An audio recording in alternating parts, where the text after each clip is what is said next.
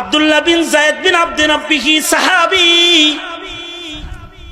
খেজুরের বাগানে কাজ করতেছেন। কে যেন মদিনার পথ দিয়ে বলে যায়, রাসূল নাই, চলে গেছে। সরওয়ারে দু আলম নবী ওফাত হয়ে গেছে রে। খবরটা শোনার সাথে সাথে আব্দুল্লাহ বিন যায়েদ বিন আব্দে রাব্বি খেজুরের বাগানে আল্লাহ পাককে ডেকে বলে, ওগো আল্লাহ, আমার এই চোখ দুইটা, যে চোখ দিয়া পৃথিবীর সবচেয়ে দামি নিয়ামত মুহাম্মাদুর রাসূলুল্লাহ সাল্লাল্লাহু আলাইহি ওয়াসাল্লামকে আমি দেখি, ওগো আল্লাহ, এই চোখ দিয়া যেহেতু আমার সরকার, আমার সরদার মুহাম্মাদুর রাসূলুল্লাহ সাল্লাল্লাহু আলাইহি ওয়াসাল্লামকে দেখা যাবে না, ওগো আল্লাহ, এ চোখ আমি তোমার কাছে আর চাই না, এটা লয়ে যাও গা। যে চোখ দিয়া রাসূল দেখা যাবে না, এই চোখ দিয়া দুনিয়ার আর কোন নাজ নিয়ামত দেখতে চাই না। এবং দোয়াটা এমন দোয়ায়ে মুস্তাজাব, এমন ভাবে উনি দোয়া করেছেন, এক দিক দিয়া দোয়া শেষ হইছে, আর এক দিক দিয়া আল্লাহ তাআলা ওনার চক্ষু দুইটাকে অন্ধ করে দৃষ্টিশক্তি নিয়ে গেছে। রাসূলকে দেখাও তো এত ইমানি এক কাম। কাব ইবনে মালিক বলেন, রাসূল আমারে নাই দেখলো, আমি তো নবীরে দেখতে পারি, তাই যাই মসজিদে। 40 দিন হয়ে গেল। 40 দিন পরে আল্লাহর রাসূল আমাকে ডাকলেন। ভাবলাম কোন সুখবর হবে নি, কিন্তু কাছে যাওয়ার পরে আল্লাহর রাসূল বলে, কাব ইবনে মালিক শোনো, এতদিন পর্যন্ত তোমার বিবি 40 দিন তোমার সাথে কথা বলেছে, আজ থেকে বিধান আরো কঠিন হয়ে গেল। নিজের বিবিকে তাড়াতাড়ি বাবার বাড়ি পাঠায় দাও, একা থাকবা। কাব ইবনে মালিক বলে, এতদিন পর্যন্ত দুঃখের কথা বলার মতো একজন ঘরে ঘরণী আমার ছিল, কিন্তু আজকে সেও নাই। শুধু আল্লাহর রাসূলকে এটা আমি জিজ্ঞাসা করলাম, ওগো আল্লাহর নবী, এমনি বাবার বাড়ি পাঠায় দিব নাকি তালাক দিতে হইব? সরকার বললেন, তালাক দিতে হবে না, এমনি পাঠায় দাও। হযরত কাব ইবনে মালিক বলে, বউটাও ঘর থেকে চলে গেল, এবার আমি একলা ঘর। কাব ইবনে মালিক বলে, আমার টেনশন হলো, এখন যদি আমার মৃত্যু হয়ে যায়, আমার মরণের খবর বলার জন্য, শোনার জন্য একটা মানুষ মদিনায় নাই। আমি এখন মরে গেলে কেউ আমার জানাজার নামাজও পড়তে আসবে না। আমি এখন যদি মরে যাই এই অবস্থায়, তাহলে আমার কবরের উপরে মাটি দেওয়ার মতো কোনো মানুষ থাকবে না।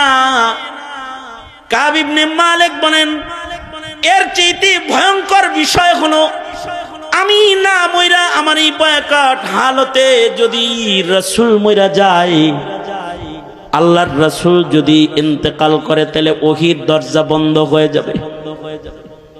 রাসূল যদি আমার এই বয়কাট হালতে ইন্তেকাল করে, আল্লাহর কাছ থেকে আল্লাহ কি আমারে মাফ করলো কি করলো না, এই খবরটা আসমান থেকে আসার দরজা বন্ধ হয়ে যাবে।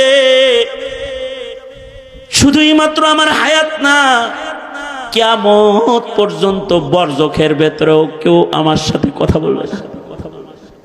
কিয়ামত পর্যন্ত, বিচারের আগ পর্যন্ত পৃথিবীর কেউ অথবা বরজখের কেউ আমার দিকে তাকাবে না। আকলমন্দু সে ক্যা পুছু कि मेरी इब्तिदा क्या है, अक्लमंदू से क्या पूछूं कि मेरी इब्तिदा क्या है, कि मैं इस फिक्र में रहता हूँ मेरी इंतहा क्या है, कि मैं इस फिक्र में रहता हूँ मेरी इंतहा क्या है। আমার শেষ বিদায় কি হবে, এটা হলো আমার ভাবনা হওয়া চাই, যে আমার শেষ বিদায়টা কি ভালো হবে না মন্দ হবে। কাব ইবনে মালিক বলে, এই টেনশন আমার, আমি এখন মরে গেলে তো কাম সারা, আর যদি রাসূল মরে যায় তাহলে কিয়ামত পর্যন্তের জন্য সারা। এমন জ্বালা যন্ত্রণায় কাঁপ বলে শুধু কান্না আর কান্না। আল্লাহ রে খালি কান্দি আর বলি, আল্লাহ আমারে তুমি মাফ করে দাও। বান্দায় অপরাধ করে যদি আল্লাহর কাছে মাফ চায়, আল্লাহ খুশি হয়ে যায়, কারণ আল্লাহ তাআলা হুয়াল আজিজুল গফুর। আল্লাহ তাআলা বান্দা মাপ চাইলে খুশি হইয়া যায়। 50 দিনের মাথায় আল্লাহ তাআলা এই 3 মুমিনের চোখের পানির বদলায় তাদেরকে ক্ষমার ঘোষণা রাসূলের কাছে পাঠায়া দিলেন।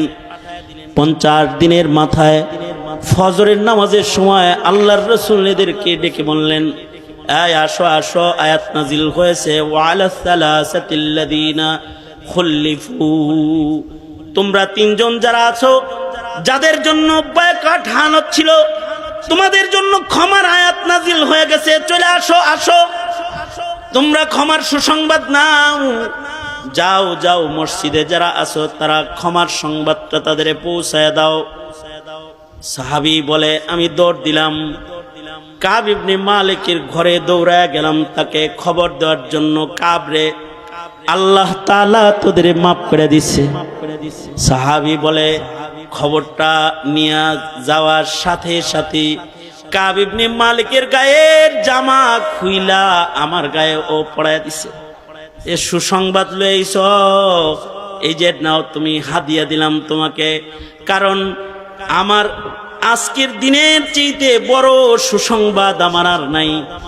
ইসলাম যেদিন গ্রহণ করেছিলাম সেদিনের সুসংবাদের চাইতেও আজকের ক্ষমার সুসংবাদটা আমার জন্য সবচেয়ে বড় ঈদের বড় আনন্দের সংবাদ, কারণ আমার আল্লাহ আমারে মাফ করে দিছে।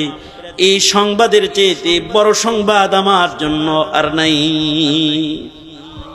জাতি ক্ষমা করবে আগে পিছে, যারা অপরাধী, অপরাধ জগতে যারা রাজ করেছে তাদের বলবো, কাব ইবনে মালিক, হিলাল ইবনে উমাইয়ার মতো অন্ধকার ঘরে চোখের পানি ফেলে রবের ক্ষমা নেওয়ার চেষ্টা করো, মরার আগে রবের ক্ষমা নেওয়ার চেষ্টা করো।